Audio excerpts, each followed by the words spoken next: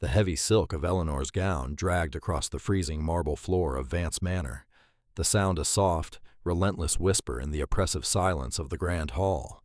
Above her crystal chandeliers that had once blazed with 1,000 beeswax candles now held only a meager dozen, casting long skeletal shadows against the tapestries. House Vance was dying. The ancient noble bloodline was bleeding gold, drowning in unspoken debts, yet clinging to its arrogance like a drowning man to a jagged rock. Eleanor paused by the towering arched windows, her breath fogging the cold glass as she looked out into the eternal winter of the northern kingdom. At 24, she was the forgotten daughter, the ghost of Vance Manor. She possessed a quiet, striking beauty, raven hair and eyes the color of a stormy sea, but in a family that valued only ruthless ambition and loud, ostentatious power, her kindness was viewed as a fatal disease. "Stop staring into the void, Eleanor. It makes you look remarkably dim-witted." The sharp aristocratic drawl belonged to Beatrice. Eleanor didn't need to turn to know her older sister was standing at the threshold draped in burgundy velvet that cost more than the winter rations for their entire estate. Beatrice was the golden child, the ruthless jewel of House Vance. She had the kind of beauty that cut like a diamond, flawless, cold, and entirely merciless. "I was merely looking at the snow," Eleanor replied softly, keeping her voice even. "You are always looking at the snow, or reading those pathetic fables, or tending to the hounds like a common scullery maid." Beatrice sneered, stepping into the hall. The sharp click of her heels echoed like gunshots off the stone walls. "Mother is in a state. The Duke of Westfall is arriving for the winter banquet next fortnight, and she expects us to look like royalty, not impoverished vagabonds. Though looking at your frayed cuffs, I suppose you've already accepted your fate." Eleanor glanced down at the edge of her sleeve. It was meticulously mended, but indeed worn. "I do not mind the frayed cuffs, Beatrice. A dress does not make a queen, nor does it make a lady." Beatrice let out a laugh that sounded like breaking glass. "Spoken exactly like someone who will die a spinster in a drafty tower. Wealth and power are the only things that matter in this wretched world, Eleanor. Power demands respect. Poverty only begs for pity." Beatrice swept past her, leaving behind a heavy cloud of imported rose perfume that smelled sickeningly sweet like decaying flowers. Eleanor closed her eyes, letting out a long, trembling breath. She had spent her entire life suffocating in this gilded cage, surrounded by people who measured a human soul by the weight of the gold in their coffers. She needed to breathe. She needed to escape, even if just for an hour. Gathering the heavy folds of her cloak, Eleanor slipped out through the servants' corridor. The rough stone walls a comforting contrast to the polished, deceitful marble of the main house. She made her way down the winding path toward the lower valley, where the royal capital's outer limits bled into the sprawling merchant districts and the grand stables. It was here 6 months ago that Alaric had arrived. He called himself a master of horses, a wanderer from the harsh eastern steppes. When Eleanor first saw him, he was standing in the muddy courtyard of the public stables, calming a massive, terrified warhorse that no other man dared approach. He was tall, powerfully built, with broad shoulders that spoke of grueling labor and eyes as dark and impenetrable as obsidian.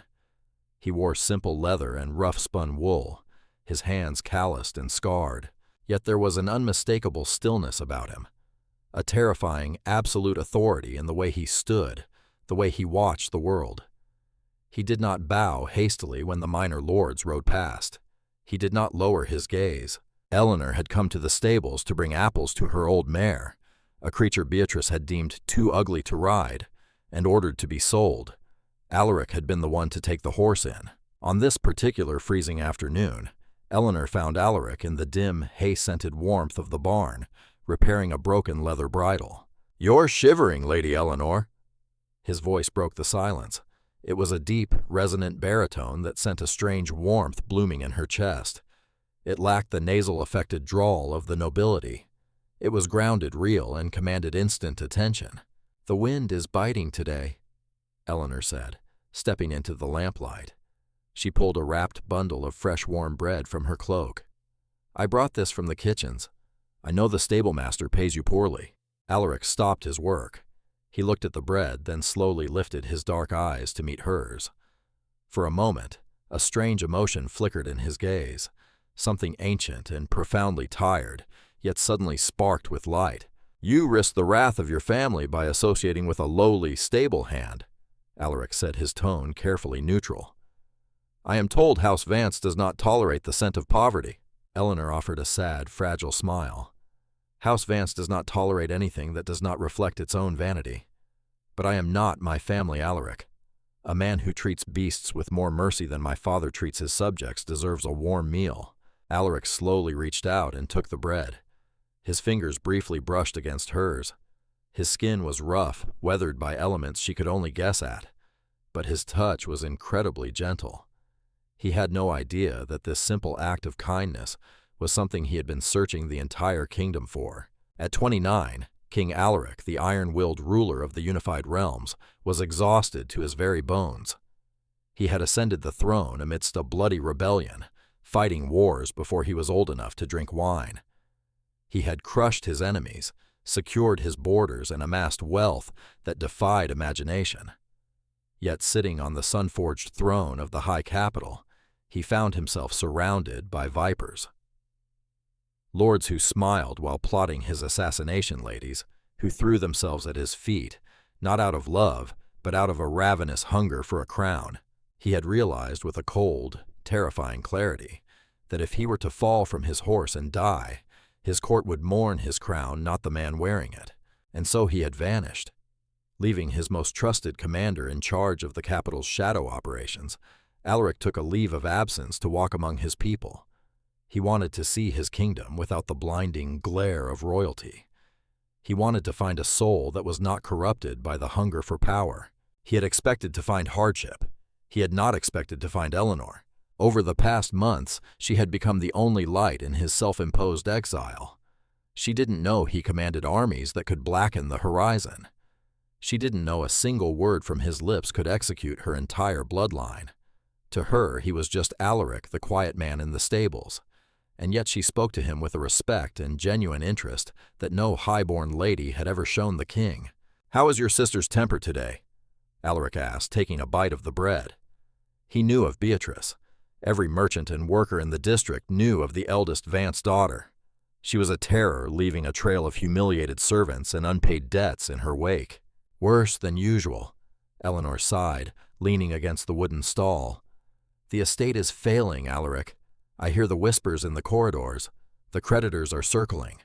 Mother is trying to arrange a marriage for Beatrice with the Duke of Westphal to save us." Alaric's jaw tightened imperceptibly. He knew the Duke of Westphal. The man was a cruel, gluttonous tyrant whose previous 2 wives had died under highly suspicious circumstances. The fact that Lady Vivian would throw her own daughter to such a beast for gold disgusted him, though it did not surprise him. "And what of you, Eleanor?" Alaric asked softly. "Will they sell you as well?" Eleanor looked down at her hands, her voice barely a whisper. "I have no value to them. I am not beautiful enough to secure a duke, nor cunning enough to scheme. I suppose I will simply fade into the walls of the manor until it crumbles." Alaric stepped closer. The sheer physical presence of the man seemed to shrink the massive barn. He looked down at her, his dark eyes intense, burning with a silent, fierce promise she could not read. "You have more value in a single breath than your entire bloodline has accumulated in centuries," Alaric said, his voice a low, vibrating rumble. "Do not let their blindness convince you that you live in the dark." Eleanor's breath caught in her throat. She looked up at him, her heart hammering wildly against her ribs. No one had ever spoken to her like this. No noble lord in their silk coats had ever made her feel so profoundly seen, so entirely protected. Before she could respond, the violent echoing crack of a riding crop striking wood shattered the moment. "Well, well, isn't this a touching scene of domestic filth?" Eleanor spun around, her blood turning to ice. Standing at the entrance of the barn, flanked by 2 armed estate guards, was Beatrice. She was holding her silver-handled riding crop, her lips curled into a sneer of absolute venomous disgust. Her cold eyes swept over the hay, the half-eaten bread, and finally landed on Alaric with a look of pure abhorrence. "I wondered where the little rat scurried off to," Beatrice drawled, stepping into the barn. She stopped a few feet away, holding a perfumed handkerchief to her nose as if the very air Alaric breathed was toxic. Fraternizing with the hired help, Eleanor. Has your desperation truly sunk this low? The silence that followed Beatrice's entrance was so profound, it felt as though the very air inside the barn had frozen. The massive warhorses shifted nervously in their stalls, sensing the sudden spike of venom in the atmosphere. Eleanor's heart dropped into her stomach. She immediately stepped forward, instinctively putting herself between Beatrice and Alaric. "Beatrice, what are you doing down here? The lower stables are no place for your velvet gowns." Beatrice let out a sharp, mocking sigh, her eyes raking over the rough-hewn wooden beams and the dirt floor with naked revulsion. Clearly, the stench of manure and poverty is practically unbearable. But Mother noticed your absence, and considering you have a terrible habit of embarrassing our bloodline, I thought it best to find you before you did something completely unforgivable. Her cold, calculating gaze slid past Eleanor and fixed onto Alaric. "Though it seems I am too late, you are sharing bread with the hired help. How tragically pathetic, Eleanor. Do you lack proper suitors so severely that you must resort to entertaining a peasant?" Alaric remained entirely still. He did not stiffen, nor did he shrink back. He simply stood at his full, imposing height. His broad shoulders relaxed, his dark eyes locked onto Beatrice. In the high court of the unified realms, kings and battle-hardened generals trembled under that very stare. It was the look of an apex predator, observing a particularly loud, insignificant insect. "He is not a peasant," Eleanor said, her voice shaking but her chin held high. "His name is Alaric, and he possesses more honor and decency than anyone who dines at our mother's table." "Honor!" Beatrice spat the word as if it tasted foul. She took a deliberate step forward, the heavy silk and velvet of her gown hissing against the hay-strewn floor. She pointed her silver-handled riding crop directly at Alaric's chest. "A beast of burden does not have honor, Eleanor. It has a purpose. It works, it sweats, and when it is broken, it is discarded. You—" She snapped at Alaric, her voice cracking like a whip. "Do you not know who I am? Remove your cap and bow your head when you are in the presence of your betters." Alaric did not move. He did not blink. His silence was an ocean deep and heavy, threatening to swallow her whole. He had ordered the execution of high lords for showing less insolence than the woman standing before him. He could end her life with a single whispered command to the shadows, but he chose to watch. He wanted to see exactly how deep the rot in House Vance went. "I said bow!" Beatrice shrieked, her flawless face twisting into an ugly mask of fury. It infuriated her that this filthy stablehand was not cowering. Everyone cowered before her. "Guards, force this insolent dog to his knees." The two estate guards flanked her, placing their hands on the hilts of their swords. They stepped forward, their heavy boots thudding against the dirt. But as they closed the distance, Alaric slowly shifted his gaze from Beatrice to the two men. He did not reach for a weapon. He didn't even raise his hands. But the sheer suffocating weight of his presence hit the guards like a physical blow. Their instincts honed by years of street brawls and guarding caravans screamed at them to stop. There was something unnatural about the way this stable hand held himself, a terrifying, absolute lack of fear. It was the stance of a man who had waded through rivers of blood and emerged as the ruler of the tide. The guards froze mid-step, hesitating. Their knuckles turned white around their sword hilts, but neither dared to draw the blade. "Ha! What are you waiting for, you useless fools?" Beatrice screamed, her voice echoing off the rafters. "Break his legs if you must. I want him on the ground." "Enough!" Eleanor screamed, stepping directly in front of Alaric, shielding him with her own body. She glared at her sister, her stormy eyes blazing with a fire that surprised even herself. "You will not touch him, Beatrice. If your guards lay a single finger on him, I swear to the heavens, I will march straight into the capital and drag the Vance name through the mud myself. I will tell every lord and lady exactly how bankrupt we are and how you are being sold off to the highest bidder to pay for your imported silks." Beatrice recoiled as if she had been slapped. The color drained from her face, replaced instantly by a flush of absolute murderous rage. The threat hit her exactly where she was weakest, her pride and the family's desperately guarded secret. For a terrifying second, Beatrice raised her silver riding crop, her hand trembling with the urge to strike her sister across the face.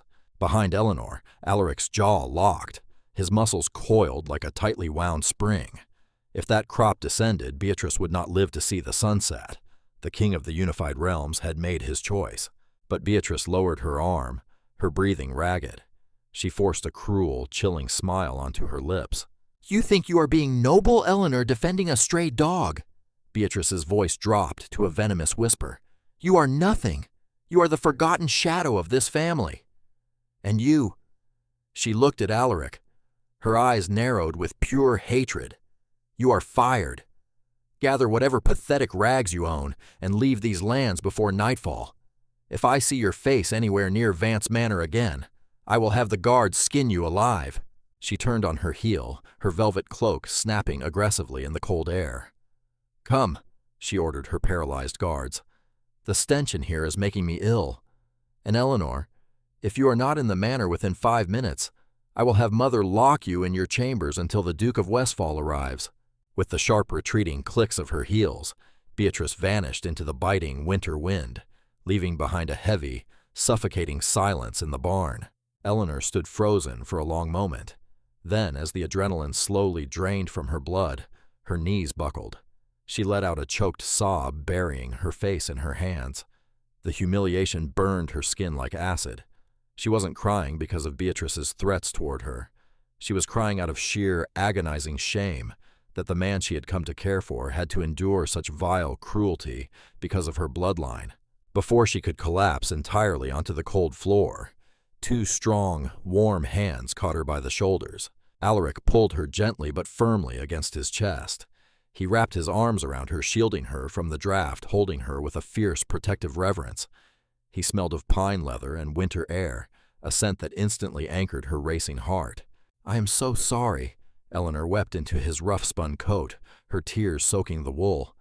"Alaric, I am so deeply sorry. She is a monster. They all are. You did not deserve to be spoken to like that. You do not deserve to lose your livelihood because of me." "Hush," Alaric murmured, his deep voice rumbling against her ear. One of his large, calloused hands moved up to stroke her dark hair, his touch startlingly tender for a man of his size. "I care nothing for the words of a vain, bitter woman. Her insults are like dust in the wind, Eleanor. They cannot touch me." "But she fired you. She will send the guards back." "No, she won't," Alaric said, his tone carrying a strange, absolute certainty that made Eleanor look up. "The stablemaster answers only to royal coin. Lady Beatrice does not own these lands, no matter what her pride tells her. I'm not going anywhere, Eleanor. I swear it to you." Eleanor looked into his dark, obsidian eyes. The dim light of the barn illuminated the sharp angles of his jaw and the fierce, unyielding intensity in his gaze. There was no fear in him, no shame. He was staring at her as if she were the only precious thing in a ruined world. Slowly, Alaric raised his hand and used the pad of his rough thumb to wipe a tear from her cheek. The contrast between his scarred, weather-beaten hands and her porcelain skin was stark, yet it felt entirely right. "Why did you protect me?" Alaric asked softly. "You risked the wrath of your family. You risked your safety for a stable hand." "Because you are not just a stable hand to me," Eleanor whispered the truth, finally breaking through her walls of fear. She leaned slightly into his touch, her heart pounding. "You are the only person who has ever looked at me and seen me. Not a Vance, not a burden, just me. I would face 100 of my sister's guards before I let them lay a hand on you." Alaric closed his eyes for a fraction of a second, inhaling sharply. In all his years on the throne, surrounded by sycophants and power-hungry nobles, no one had ever offered to protect him. They expected him to be the shield, the sword, the unbreakable king. But this woman, fragile, battered by her own bloodline, with nothing to her name but frayed dresses and a golden heart, had just thrown herself in front of drawn steel for him. At that moment, the last lingering doubt in King Alaric's heart turned to ash. He had not just found a woman with a kind soul. He had found his queen. "Listen to me, Eleanor," Alaric said, his voice dropping to a low, commanding register that sent a shiver down her spine. He framed her face with both hands, making sure she looked directly into his eyes. "House Vance thinks power is found in velvet dresses and cruel words. They think they can break you because you do not share their venom. But true power does not scream.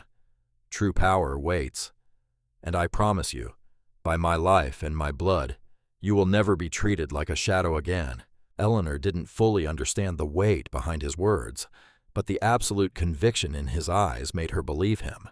For the first time in her 24 years of life standing in the freezing dirt of a stable, she felt entirely safe. "The winter banquet is in 2 weeks," Eleanor whispered, her voice trembling with a sudden desperate bravery. "My family is throwing a massive feast for the Duke of Westphal and the high nobility of the capital. It will be the grandest event of the season." Alaric frowned, a dark storm brewing in his eyes. "And they will lock you away while they parade your sister." "Yes," Eleanor said. She took a deep breath, her hands reaching up to grip his wrists. "But I will not hide anymore. If they want to cast me out, let them do it while I hold my head high. Alaric, come with me." Alaric went completely still. "To the banquet?" "Yes. Escort me into the grand hall. Let them see that I choose the company of a good, honorable man over their venomous high lords. It will ruin me in their eyes forever, and they will likely banish me from the manor. But I do not care. I do not want to be a Vance anymore." She was asking him to walk into a den of wolves. She was asking him to face the worst of the kingdom's corrupt elite, dressed as a peasant, to stand by her side. A slow, dangerous smile curved King Alaric's lips. It was a smile that his generals knew well. The smile that meant a war had just been won before the first sword was even drawn.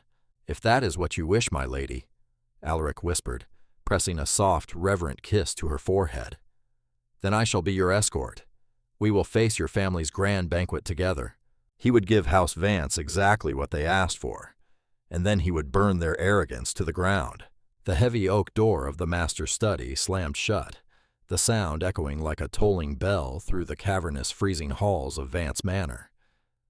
Inside the dim room, Lady Vivian Vance stood before a massive mahogany desk, buried under a mountain of parchment. The ledgers were stained with red ink, a glaring testament to their ruin. The air smelled of old paper-stale wine and the sharp metallic scent of desperate fear. "The creditors were at the southern gate again this morning," Lady Vivian said, her voice tight, devoid of its usual aristocratic drawl. She did not look up as Beatrice swept into the room, a whirlwind of rustling emerald silk and furious energy. "I had the guards turn them away under the pretense of a sickness in the servant quarters, but they will not be deterred for long. Lord Harrington is threatening to seize the eastern farmlands by the end of the month." Beatrice paced before the dying fire, her heels clicking aggressively against the stone hearth. "Then sell the eastern farmlands. They are barren anyway. If I sell the farmlands, we admit to the capital that we are bleeding," Vivian snapped, finally looking up. Her face, usually powdered to perfection, showed the harsh lines of age and exhaustion. "In this kingdom, Beatrice's perception is power. The moment the High Court smells blood, they will descend upon us like vultures. We will be stripped of our titles, cast out of the manor, and forced to live among the very peasants you so openly despise. Is that what you want?" Beatrice stopped pacing. A shudder of genuine horror ripped through her at the thought. "No, never." "Then you know what must be done," Vivian said coldly, tapping a wax-sealed letter on her desk. The seal bore the crest of a snarling boar, the sigil of the Duke of Westphal. "His Grace arrives in 3 days for the winter banquet. He has agreed to clear our debts in their entirety. In exchange, he requires a young, beautiful bride from an ancient bloodline to bear him an heir." "He is a monster!" Beatrice shrieked, the veneer of her composure cracking completely. "He is 50 years old, Mother. He breathes like a dying horse. He smells of raw meat and sour ale. And there are whispers in the court that he pushed his second wife from the battlements of his keep." "Whispers are not facts," Vivian replied, her tone turning to ice. "And a wife's duty is to survive and secure her family's legacy. You will smile at him, Beatrice. You will wear your finest crimson gown. You will laugh at his crude jests, and you will secure a proposal before the final course is served. If you fail, we are ruined." Beatrice stared at her mother, her chest heaving. The sheer suffocating injustice of it all burned in her throat. She had spent her entire life cultivating her beauty, practicing her curtsies and looking down upon the world from her high pedestal, only to realize that she was nothing more than a decorated pawn being sold to a butcher. She turned on her heel and fled the study, the heavy silk of her gown dragging behind her like a prisoner's chains. The anger inside Beatrice was a venomous living thing, and it demanded a target. She stormed down the drafty northern corridor, the shadows of the flickering sconces twisting her beautiful features into something demonic. She found exactly what she was looking for in the small, sparsely furnished chamber at the end of the hall. Eleanor was sitting by the narrow window, the pale afternoon light illuminating the deep, midnight blue fabric draped across her lap. She was meticulously stitching a torn seam. It was an old gown, one that had belonged to their late grandmother, simple, elegant, without the ostentatious jewels and ruffles that the modern court favored. "What do you think you are doing?" Beatrice demanded, throwing the door open so violently it cracked against the stone wall. Eleanor calmly set her needle down. She did not flinch. Since the incident in the stables, a profound, quiet strength had settled into her bones. The terrified, forgotten daughter had vanished, replaced by a woman who had tasted genuine respect and found it far sweeter than royal favor. "I am mending a dress," Eleanor replied evenly. "For what purpose?" Beatrice sneered, marching into the room. She snatched the fabric from Eleanor's hands, holding it up with a look of utter disdain. "This is a relic. It smells of mothballs and dust. You look like a mourning widow." "I intend to wear it to the winter banquet," Eleanor said, standing up. She was shorter than Beatrice, but in that moment she seemed to command the space in the room simply by refusing to yield. Beatrice let out a harsh, mocking laugh. "You? At the grand banquet, Mother has ordered you to remain in your chambers. The Duke of Westfall is coming to see a pristine noble family, not the disgraced plain sister who wastes her time in the dirt." "I am a Vance by blood, Beatrice. The manor is as much my home as it is yours, and I have a right to attend the feast." "You have a right to nothing!" Beatrice screamed her frustration from her mother's study, finally boiling over. She threw the blue gown onto the floor and stepped on it, grinding the delicate silk under her heel. "You are an embarrassment. I am sacrificing my entire life to a monster to save this family. And what do? You roll in the hay with a filthy, penniless stable boy." Eleanor's eyes darkened like a gathering storm. She looked at the ruined dress beneath Beatrice's shoe, and then slowly raised her gaze to meet her sister's. There was no tears, no trembling, only a chilling, absolute pity. "I am not the one who is embarrassed, Beatrice," Eleanor said softly, her voice carrying a quiet authority that sounded entirely foreign in this house. "You are selling your soul to a murderer to maintain an illusion of power. You wear velvet, but you are a slave to your debts. Alaric may work in the stables, but he is a free man, and I would rather walk beside him in rags than sit on a throne beside a beast." Beatrice's hand flew back to strike her, but Eleanor didn't blink. She stood perfectly still, her stormy eyes locked onto her sister, daring her to strike. Beatrice's hand froze midair. There was something terrifying about Eleanor's absolute lack of fear. Snarling in frustration, Beatrice dropped her hand. "You are insane," she hissed. "If you try to bring that peasant into the grand hall, Mother will have the guards throw him out into the snow and you will be disowned. Mark my words, Eleanor. You will end up a beggar on the streets." "Then I shall learn to beg," Eleanor replied coldly. "Now please leave my room." Beatrice stormed out, leaving the door wide open. Eleanor knelt and gently picked up the midnight blue gown, brushing the dirt from the silk. It was bruised but not broken. She would wear it. She would walk down that grand staircase with her head held high, and she would show her family that true nobility came from the heart, not the purse. Miles away, beneath the sprawling, snow-covered arches of the royal stables, a different kind of preparation was taking place. The bitter wind howled through the capital, driving sensible men indoors, to huddle by their hearths. But in the secluded shadows of the private armory, hidden from the prying eyes of merchants and minor nobles, King Alaric stood bathed in the silver light of the moon. He had shed his rough-spun wool coat. In its place, he wore a high-collared tunic of pitch-black fabric, so dark it seemed to absorb the light. There was no gold embroidery, no ostentatious jewels to announce his wealth. But any master tailor in the kingdom would immediately recognize the fabric as widow silk, a material spun only in the royal looms, costing more per yard than the entire Vance estate was worth. A heavy, measured footstep echoed on the cobblestones. From the shadows, a massive figure draped in a heavy crimson cloak emerged. The man threw back his hood, revealing the scarred, battle-hardened face of Commander Thorn, the leader of the Royal Kingsguard. Thorn did not hesitate. Despite the dirt floor and the smell of hay, the commander dropped to one knee, the steel of his armor clanking loudly in the quiet night. He bowed his head deeply. "Your Majesty." Thorn's voice was a rough gravel heavy with unyielding loyalty. "We received your encrypted missive. The court has grown restless in your absence, but the Shadow Guard has kept the High Lords in check." "Rise, Thorn," Alaric commanded. His voice was no longer the quiet, gentle tone he used with Eleanor. It was the voice of the iron-willed king, a tone that vibrated with absolute authority and a hint of dangerous anticipation. Thorn stood crossing his arms over his armored chest. "You summoned me, my king. Shall I prepare the royal carriage for your return to the sun-forged throne?" "Not yet," Alaric said, turning to look out at the snow falling over the sleeping city. "There is a rot in the lower nobility that requires my immediate attention, a sickness of arrogance that must be purged before I return to the high court. Point me toward the rot, sire, and my men will burn it out. In 3 days' time, House Vance is hosting a winter banquet," Alaric said, his dark eyes narrowing as he thought of Beatrice's silver riding crop and the way Eleanor had bravely thrown herself in front of it. "The Duke of Westfall will be in attendance."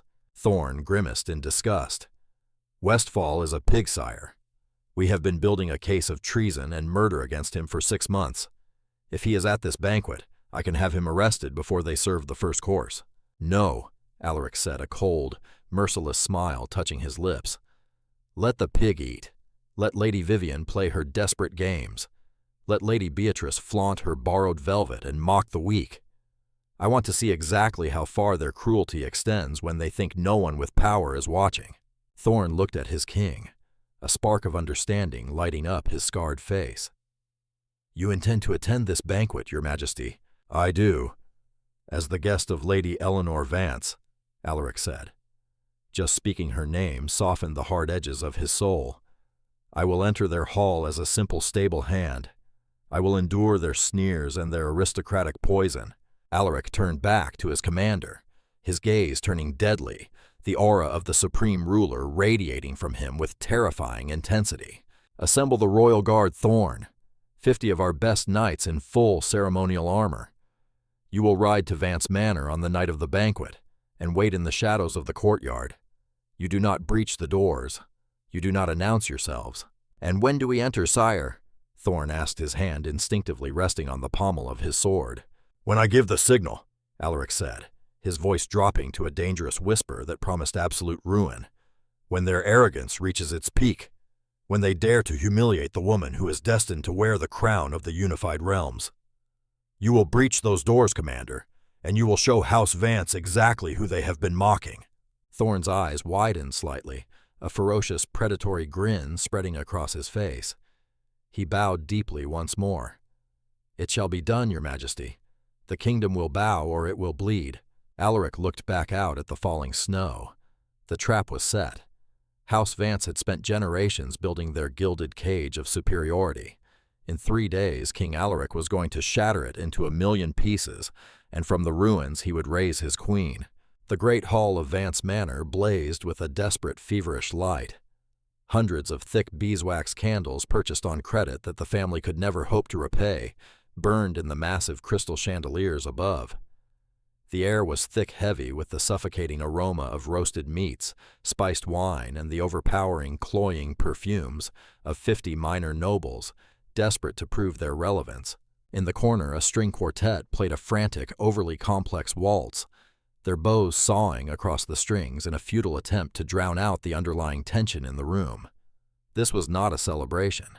It was an auction, and everyone in the hall knew exactly what was on the block. Seated at the center of the elevated high table, flanked by Lady Vivian and Lord Vance, was the Duke of Westfall. He sat like a bloated toad on a velvet cushion, his massive frame spilling over the edges of the gilded chair.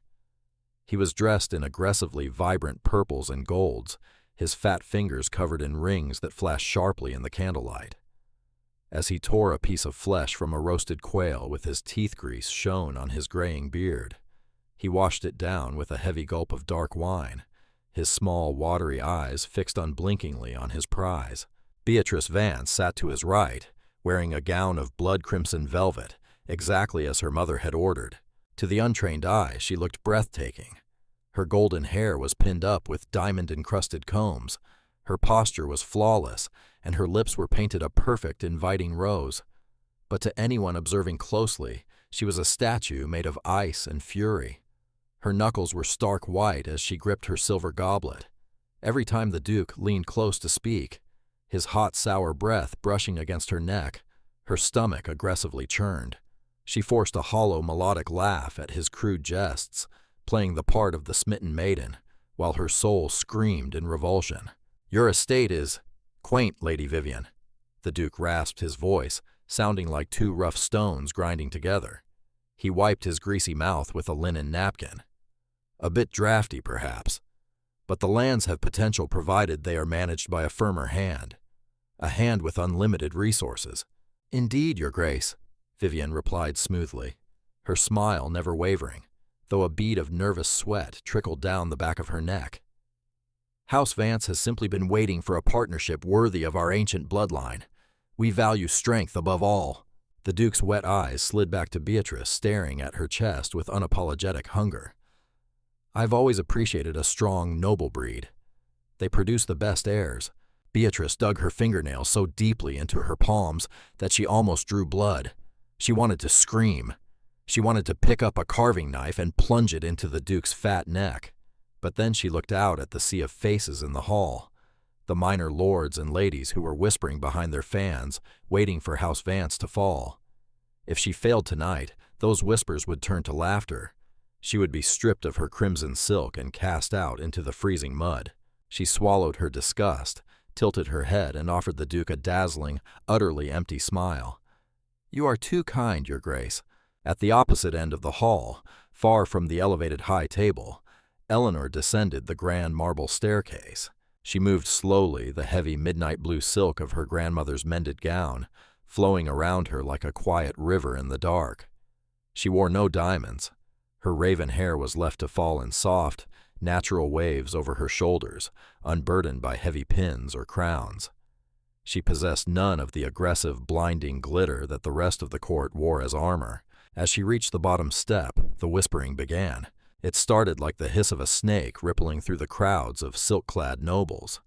Fans were raised to hide cruel smiles. Eyes darted toward her plain attire, noting the lack of jewels, the simplicity of the cut, the subtle mended seam near the hem. "Look at the younger one," a baroness whispered to her companion, loud enough for Eleanor to hear. "Wearing a relic from the last century. They say the family keeps her locked away out of shame." "Hardly surprising," the companion sneered behind a feathered fan. "Next to Lady Beatrice, she looks like a mourning crow." Eleanor heard every word. A month ago, those whispers would have crushed her. She would have tucked her chin to her chest, hurried to a dark corner, and prayed to remain unseen. But tonight, the words washed over her without leaving a mark. She kept her chin held high, her stormy eyes scanning the massive oak doors at the far end of the hall, waiting for the only person whose opinion truly mattered. 10 minutes passed, then 20. The heavy grandfather clock in the corner struck the 9th hour. Doubt, cold and sharp, began to creep into Eleanor's chest. Had she asked too much of him? It was one thing to be brave in the quiet shadows of a barn, but to walk into a viper's nest of high-born aristocrats as a simple stable hand was a demand bordering on cruelty. If the guards stopped him at the gate, if the winter storm had delayed him, the heavy iron latch of the grand oak doors suddenly clicked. The sound was not loud, but it cut through the chaotic noise of the waltz and the chattering nobles with startling clarity. The massive double doors groaned open, letting in a violent swirl of biting winter wind and a flurry of white snow that scattered across the polished marble floor. The music faltered. Several nobles shivered, pulling their furs tighter around their shoulders, turning in annoyance toward the entrance to see which latecomer had dared to let the freezing storm into the hall. And there he stood. Alaric stepped out of the swirling snow and into the golden light of the chandeliers. He was not dressed in the glittering gold thread or ruffled lace that dictated high fashion. He wore no rings, no chains of office, no sword at his hip. He was dressed entirely in pitch black, a high-collared tunic of impeccably tailored widow's silk dark trousers and polished leather boots. To the vapid, unobservant nobles in the room, he looked severely underdressed, lacking the colorful plumage of a wealthy lord. But there was something else, something invisible yet suffocatingly heavy. It was the way he walked. His steps were measured, silent, and predatory. He did not look around with the wide-eyed awe of a commoner entering a palace. He looked at the crystal chandeliers, the silk tapestries, and the sneering faces of the nobility with absolute terrifying indifference. He carried himself with the quiet, overwhelming authority of a mountain waiting for a storm to break against it. The nobles near the door instinctively stepped back, parting like the sea to let him through, though they didn't understand why. A primal instinct buried deep in their blood warned them not to block this man's path. Eleanor's heart leaped into her throat. A breathtaking smile broke across her face, illuminating her features and making her look more radiant than any diamond in the room. She stepped forward, ignoring the bewildered stares of the crowd, and walked straight toward him. "You came," she breathed, stopping a foot away from him. Alaric's dark obsidian eyes softened the moment they locked onto her. The cold, unyielding mask of the warrior king melted away, replaced by a profound, reverent tenderness. He took in the sight of her midnight blue gown, the way the dark fabric brought out the stormy beauty of her eyes, and the sheer magnificent courage radiating from her stance. "I gave you my word, Lady Eleanor," Alaric said, his deep baritone sending a thrill down her spine. He reached out his large, warm hand, gently taking hers. He bowed perfectly, raising her knuckles to his lips for a soft kiss. "And you look absolutely breathtaking." Eleanor flushed, her chest fluttering. "You do not look like a stable hand tonight, Alaric. You look like a phantom of the night." "Tonight I'm simply yours," he replied smoothly, offering her his arm. Eleanor looped her arm through his, standing tall. As they turned to face the grand hall, the whispers around them erupted into a frantic buzzing. The minor nobles did not know who this dark, imposing stranger was, but his lack of jewels and his stark, black attire marked him as an outsider. At the high table, the commotion near the entrance finally caught Beatrice's attention. She had been desperately trying to ignore the Duke of Westfall's hand, resting entirely too high on her thigh. Grateful for any distraction, she looked up, her blue eyes scanning the crowd to see what had caused the music to falter. When her gaze landed on the couple standing near the grand doors, her heart physically stopped beating for a second. She blinked, convinced the flickering candlelight was playing tricks on her mind. But no, it was real. Standing there in the center of her family's grandest event was her disgraced plain sister, linking arms with the filthy, insolent stable hand she had fired just 3 days ago. Beatrice's blood turned to liquid fire.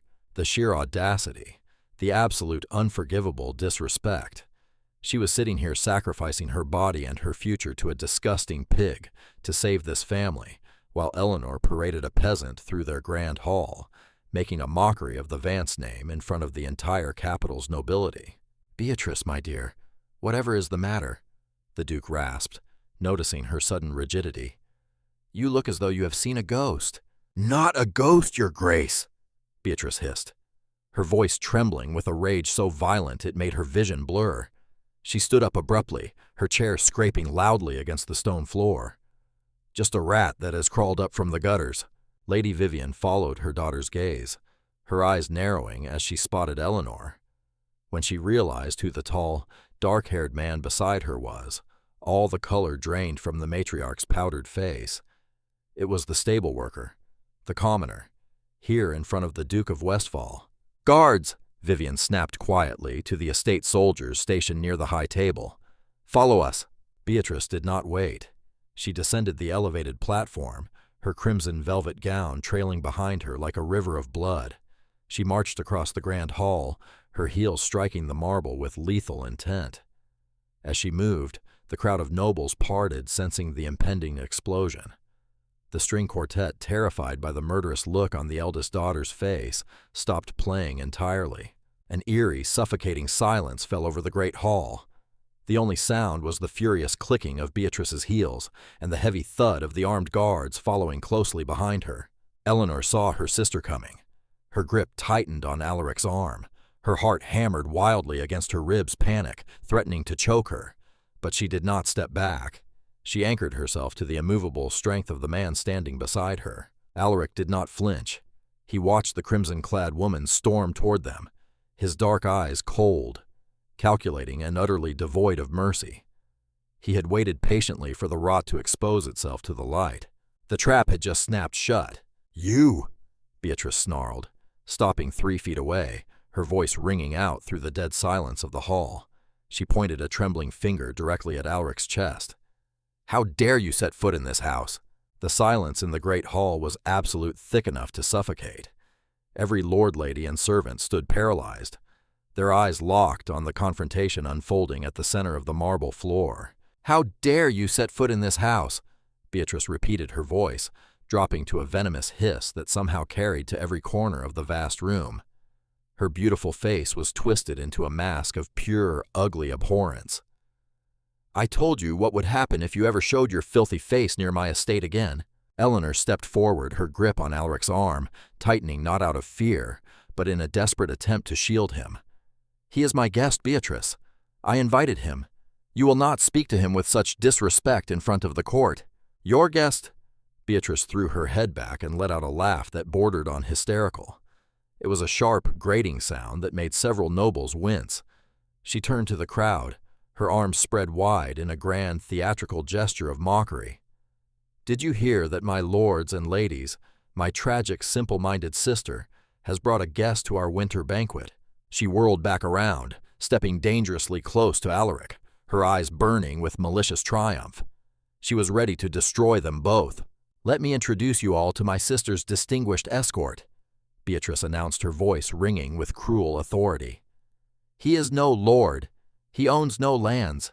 He is a peasant, a beggar who shovels horse manure in the lower stables of the public market. My sister is parading a common beast of burden through our grand hall." A collective gasp ripped through the crowd. The fluttering of silk fans suddenly doubled in speed as shocked whispers erupted like a wildfire. "A stable hand," a duchess muttered, clutching her pearl necklace in sheer horror. "Good heavens, the stench. Has she lost her mind?" How utterly humiliating. House Vance has truly fallen to the gutters. The whispers hit Eleanor like physical blows, but she refused to cower. She kept her chin high, her stormy eyes locked fiercely on her sister. Lady Vivian suddenly appeared beside Beatrice, her face drained of all color, her lips a thin, furious line. Behind her lumbered the Duke of Westphal, his greasy face flushed with wine and amusement as he watched the spectacle unfold. "Eleanor," Vivian said, her voice shaking with a rage so profound it barely sounded human. "You have pushed my patience beyond its breaking point. You have turned our bloodline into a public spectacle. You are a disgrace to the Vance name." "The Vance name is already a disgrace, Mother," Eleanor shot back, her voice ringing clear and steady over the murmurs of the crowd. "It is a hollow shell built on debt and cruelty. You care more about the opinions of these whispering vultures than you do about your own flesh and blood." Vivian gasped, reeling back as if she had been struck physically. A few cruel laughs erupted from the sycophants in the crowd. Eleanor's blood turned to ice. A wave of profound, sickening disgust washed over her. But before she could open her mouth to reply, the air around her suddenly changed. The temperature in the hall seemed to plummet. Alaric had not spoken a single word since Beatrice approached them. He had stood perfectly still, his hands relaxed at his sides, watching the performance. But the moment the Duke of Westphal's filthy words left his mouth, the invisible leash holding back the iron-willed king snapped. Alaric took one single measured step forward, moving seamlessly in front of Eleanor, shielding her entirely from the Duke's leering gaze. He didn't draw a weapon. He didn't raise his voice. He simply locked his obsidian eyes onto the Duke of Westphal. The suffocating, crushing weight of his aura exploded into the room. It was not the loud, desperate arrogance of the nobility. It was the terrifying, ancient authority of an apex predator that had just decided to kill. The Duke's cruel laughter died in his throat. He stumbled backward, his fat legs suddenly trembling, as his primal instincts screamed at him to flee. He couldn't understand why, but staring into the black eyes of this peasant, felt exactly like staring into the jaws of a leviathan. "Watch your tongue, pig," Alaric said. His voice was not loud, but it reverberated through the marble hall with the force of a thunderclap. It was a voice that commanded absolute obedience, a voice that had shattered enemy lines and broken the will of conquering warlords. "If you ever speak of this woman again, I will personally tear it from your throat." The great hall fell into a stunned, breathless silence. The sheer audacity of a commoner threatening a high duke was unimaginable. It was a crime punishable by immediate execution. Yet the way he said it with such absolute, unshakable certainty froze the blood of every noble in the room. The Duke of Westphal turned a sickly shade of purple, his fat jowls quivering with outrage and sudden inexplicable terror. "Treason?" he sputtered, pointing a shaking, ring-covered finger at Alaric. "Did you hear him? This filthy peasant just threatened my life. Guards, kill him. Kill him immediately." Beatrice, recovering from the shock of Alaric's commanding tone, let out a furious scream. "You insolent dog! You come into my house in your cheap rags and dare to threaten a duke! You are nothing. You are dirt beneath my shoes." She turned wildly to the 4 armed estate guards standing nervously behind her. "Draw your swords. I want his head severed from his shoulders right now, and throw my sister into the dungeons." "No!" Eleanor screamed, stepping out from behind Alaric. She stood between him and the guards, her arms thrown out wide. Tears of pure frustration and fierce loyalty burned in her eyes, but she did not blink. She addressed her family, her voice carrying the magnificent, unbroken pride of a true queen. "You will not touch him," Eleanor declared, her voice echoing off the vaulted ceilings. "You call him a beast. Beatrice, you call him a beggar. You measure a man by the gold in his pocket, while you sell your own body to clear your debts. This man," she reached back her hand desperately, finding Alaric's arm, "has more honor, more courage, and more worth in his little finger than every single noble standing in this wretched hall." "Eleanor, stop this madness immediately!" Vivian shrieked, her aristocratic facade completely shattered. "You are destroying us." "No, mother. I am freeing myself," Eleanor said, her tears finally spilling over her cheeks, catching the candlelight like diamonds. She looked at Beatrice, then at Vivian, and finally at the horrified crowd. "I disown this family. I reject the Vance name. I would rather walk out into the freezing storm in rags and live in a stable with this man than spend one more second in this gilded cage of cruelty." A collective gasp echoed through the room. Disowning one's own bloodline was unheard of. It was social suicide. It meant complete, utter ruin. Beatrice's face twisted into something truly demonic. The sheer humiliation of being rejected, of having a sister choose a dirty peasant over the grand life she was sacrificing herself for, broke the last remnants of her sanity. "Then die with him!" Beatrice screamed, her voice cracking. "Guards, cut them both down now!" The 4 guards drew their steel. The harsh metallic shing of swords leaving their scabbards rang out sharply. The nobles screamed, scrambling backward, tripping over their silk gowns to get away from the impending bloodshed. Eleanor squeezed her eyes shut, bracing herself, her hand gripping Alaric's tightly. She was ready to die by his side. But Alaric did not move. He did not flinch from the drawn steel. Instead, a slow, dark, and utterly merciless smile curved onto his lips. He looked at Beatrice, at the trembling Duke, at the desperate Lady Vivian, and finally he looked down at the brave, beautiful woman holding his hand, ready to sacrifice everything for him. He gently reached out and cupped Eleanor's cheek, his thumb wiping away a fallen tear. "You have a magnificent heart, my lady," Alaric whispered, his deep voice impossibly soft amidst the chaos. "But you will not shed another tear for these fools." He turned his gaze back to Beatrice, his dark eyes flashing with the promise of absolute ruin. "You asked me if I knew who you were," Alaric said, his voice now rising, carrying the unmistakable, terrifying cadence of a ruling monarch pronouncing a death sentence. "You are a bankrupt, vain, bitter woman desperately clinging to an illusion. You worship titles. You kneel before crowns. You think your blood elevates you above consequence." Beatrice scoffed, though her hands were shaking. "And what are you going to do about it? Stable boy, bleed on my floor." Alaric's smile vanished. The king of the unified realm stood at his full height, the invisible crown upon his head suddenly feeling heavier, more real than the stone walls of the manor. "I'm going to show you exactly how insignificant you are." Alaric did not raise his voice. He didn't need to. He simply lifted his hand and snapped his fingers. The sound was sharp, decisive, and echoed just once. For a heartbeat, nothing happened.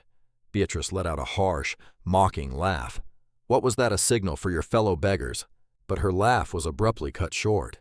Outside the manor, the massive iron gates did not just open. They exploded inward with a deafening crash that shook the marble floor beneath their feet. The massive oak doors of the great hall did not simply open. They were violently thrown apart, slamming against the stone walls with a concussive boom that rattled the crystal chandeliers above. The frantic string quartet stopped completely. The lords and ladies shrieked, scrambling over one another like frightened mice, their silk and velvet tearing, as they desperately cleared a path. A howling gust of freezing winter wind tore through the room, extinguishing half the candles in a single dramatic breath. The golden, feverish glow of the banquet was instantly replaced by the cold, harsh light of reality. Through the swirling snow and the shadowed threshold marched the nightmare of every corrupt noble in the realm. 50 heavily armored knights of the royal Kingsguard breached the hall. They moved in perfect, terrifying unison, their silver boots striking the marble floor with earth-shattering precision. Asterisk, clang, clang, clang. The sound was deafening, a martial drumbeat that promised absolute destruction. They wore polished steel plating, heavy crimson cloaks that dragged like rivers of blood behind them, and upon their breastplates shone the golden sunburst, the undeniable crest of the sovereign crown. At their helm strode Commander Thorn, a giant of a man with a battle-scarred face and a heavy broadsword resting casually on his hip. Panic erupted in the hall. The 4 estate guards who had drawn their swords on Alaric instantly dropped their weapons. The steel clattered pathetically against the marble, and the guards threw themselves to the ground, pressing their faces against the freezing stone in sheer terror. Lady Vivian gripped the edge of the high table, her face entirely devoid of blood, her breath coming in short, panicked gasps. Beatrice, however, was too blinded by her own venom to understand the gravity of what was happening. Seeing the royal Kingsguard, her twisted mind leaped to the most arrogant conclusion possible. "Commander!" Beatrice screamed over the din, her voice shrill and desperate. She pointed her trembling finger directly at Alaric. "Thank the heavens you are here. Arrest this man immediately. He is a filthy peasant, a lowly stable hand who has trespassed into my home and threatened the life of the Duke of Westfall. Execute him for treason." Commander Thorn did not even blink at her. He did not look at the Duke. He did not look at Lady Vivian. His scarred face remained carved from stone as he marched straight down the center of the hall, closing the distance to where Alaric and Eleanor stood. The 50 heavily armored knights spread out like a crimson wave, encircling the entire grand hall, their hands resting ominously on the hilts of their blades. Eleanor held her breath, her heart hammering against her ribs like a trapped bird. She instinctively stepped in front of Alaric again, her arms raised to shield him from the towering commander. She would not let them take him. She would fight the entire royal guard if she had to. But Alaric gently placed his large, warm hands on her shoulders and moved her softly to his side, keeping her firmly under his protection. Commander Thorn stopped exactly 3 paces away from Alaric. The great hall held its collective breath. Everyone waited for the commander to draw his blade and strike down the insolent stable boy. Instead, Commander Thorn unclasped the heavy clasp of his crimson cloak, drew his massive broadsword with a sharp metallic hiss, and planted the tip of the blade firmly into the marble floor. Then the giant, terrifying leader of the kingdom's deadliest military force dropped to one knee.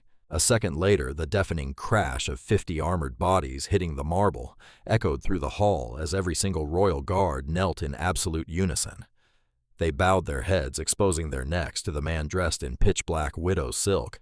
"Your Majesty," Commander Thorn's gravelly voice boomed, bouncing off the vaulted ceilings and shattering the deathly silence. "The Shadow Guard has secured the perimeter. Your orders have been executed. The capital awaits your command, King Alaric." *King*. The word hung in the freezing air, sharp and deadly as a guillotine blade. Beatrice's jaw unhinged. The silver goblet she had been clutching slipped from her paralyzed fingers, crashing to the floor and spilling red wine like blood across the white stone. Her legs gave out completely, and she collapsed onto her knees, her crimson velvet gown pooling around her like the wreckage of a burned ship. Her mind violently snapped, unable to process the sheer catastrophic magnitude of the truth. The king. The man she had ordered to clean the dirt, the man she had threatened to whip, the man she had mocked as a beast of burden. Lady Vivian clutched her chest, letting out a horrific, strangled sound as her eyes rolled back. She slumped against the high table, kept upright only by the chair. Beside her, the Duke of Westfall let out a whimpering sob. The bloated, arrogant lord who had just threatened to take a highborn daughter as a bed-slave suddenly realized he had said those words directly to the face of the iron-willed king. The Duke fell from his chair, crawling on his hands and knees, weeping uncontrollably. Throughout the vast hall, every noble, every baroness, every haughty lord who had whispered insults behind their fans dropped to the floor, burying their faces in the dirt, paralyzed by the overwhelming terror of royal retribution. The kingdom had bowed. Eleanor stood frozen. The air seemed to have vanished from her lungs. She looked at the kneeling knights, then slowly, hesitantly turned her head to look at the man holding her hand. He was no longer Alaric the stable hand. The gentle, quiet man who had repaired bridles and shared warm bread in the dim light of the barn had shed his disguise. Standing beside her was the sovereign ruler of the unified realms. The terrifying aura she had always sensed within him, the stillness, the unyielding strength, finally made sense. He was the mountain. He was the storm. "Alaric!" Eleanor whispered, her voice barely audible, shaking with shock and a sudden sharp sting of betrayal. You are the king!" Alaric looked down at her. The terrifying cold authority in his eyes instantly melted, replaced by an ocean of raw, unfiltered devotion. He squeezed her hand gently, anchoring her to him. "I am," he said softly, meant only for her ears. "Forgive me, my lady. I left the throne because I was drowning in a sea of vipers who loved my crown, but cared nothing for the man beneath it. I wanted to find a heart that was pure, a soul that was brave enough to stand against the darkness without the shield of wealth. I found you, Eleanor, the woman who stepped in front of a drawn sword to protect a peasant." Tears sprang to Eleanor's eyes, but this time they were not tears of humiliation. They were tears of profound, overwhelming clarity. He had not lied to hurt her. He had hidden to find her. Alaric slowly turned his gaze away from his chosen queen, and as he looked upon the ruined, sobbing members of House Vance, the iron-willed king returned. He released Eleanor's hand, stepping forward into the center of the hall. His very presence felt like a crushing weight pressing down on the necks of everyone in the room. "Lady Beatrice." Alaric's voice was lethal cold and echoing with the absolute power of the throne. Beatrice flinched as if she had been struck by a whip. She looked up, her beautiful face streaked with mascara and tears, her lips trembling violently. Your Majesty, please, I didn't know. I swear upon my life I did not know." "You did not know my title," Alaric corrected her, his voice slicing through her pathetic sobbing. "But you knew I was a man. You knew I was breathing, living, and working. Yet you treated me with less dignity than the mud on your shoes. You demanded that I bow to you. You threatened to have me skinned alive for the crime of breathing your air." "Mercy," Beatrice wept, pressing her forehead against the freezing floor. "I beg for your mercy. You showed no mercy to those you deemed beneath you. Why should the crown show mercy to you?" Alaric sneered, his disgust absolute. He looked up at the high table where Vivian was barely conscious. "House Vance is a rotting corpse painted in gold. You sell your own flesh and blood to monsters to maintain your illusion of superiority. Your pride is a poison." Alaric turned to Commander Thorne. "Commander?" "Sire," Thorne replied, his head still bowed. "The Duke of Westfall is to be placed in irons immediately. Confiscate his lands, seize his assets, and throw him in the deepest cell in the Black Tower to await trial for the murder of his previous wives." The Duke let out a shrill scream as two massive knights rose, grabbed him by his fat arms, and dragged him kicking and weeping out of the grand hall. Alaric's dark eyes swept back over the trembling forms of Beatrice and Vivian. "As for House Vance, you worship wealth. You value titles above honor. Therefore, I strip you of both. Vivian let out a wail of absolute agony. "By royal decree, the Vance estate is seized by the crown to pay your insurmountable debts," Alaric declared, his voice carrying the finality of a closing tomb. "You are stripped of your nobility. You are no longer ladies of the court. You will leave this manor tonight with nothing but the clothes on your backs. You will walk into the city you so deeply despise, and you will learn exactly what it means to live as a commoner." Beatrice screamed a raw, animalistic sound of pure despair. She lunged forward, trying to grab the hem of Alaric's black silk tunic, but a knight immediately stepped in, kicking her back to the floor. She had lost everything. Her title, her wealth, her future shattered into a million pieces in a single night. Alaric turned his back on the ruined family. They were no longer worthy of his attention. He walked back to Eleanor. She was trembling, standing amidst the kneeling lords and the weeping ruins of her family. She possessed nothing. Her dress was old, her hands were empty, and her name had just been erased from the nobility. Yet as King Alaric looked at her, he saw the brightest, most magnificent jewel in the realm. He stopped before her, reaching out to gently cup her face. The entire court, still paralyzed on the floor, watched in stunned silence as the terrifying king softened into a man entirely captivated by love. "You told your sister that you disowned the Vance name," Alaric whispered, a small, genuine smile playing on his lips. "You told her you would rather live in a stable with me than wear their velvet." "I meant every word," Eleanor breathed, her stormy eyes locked onto his shining with unwavering courage. "I know you did. But you will not live in a stable, Eleanor," Alaric said, his voice rising just enough so the entire hall could hear the final, undeniable truth of the night. "A woman with the bravery to protect the weak, the honor to reject corruption, and the heart to love a man for nothing more than his soul. That is a woman born to rule." Alaric slowly dropped to one knee before her. The collective gasp from the prostrate court was audible. The king of the unified realms, a man who bowed to no gods and no men, was kneeling before a disgraced, penniless daughter in a frayed dress. He took her hand, pressing it to his heart. "Eleanor, I offer you my life, my sword, and my throne. Return with me to the capital, not as a guest, but as my equal.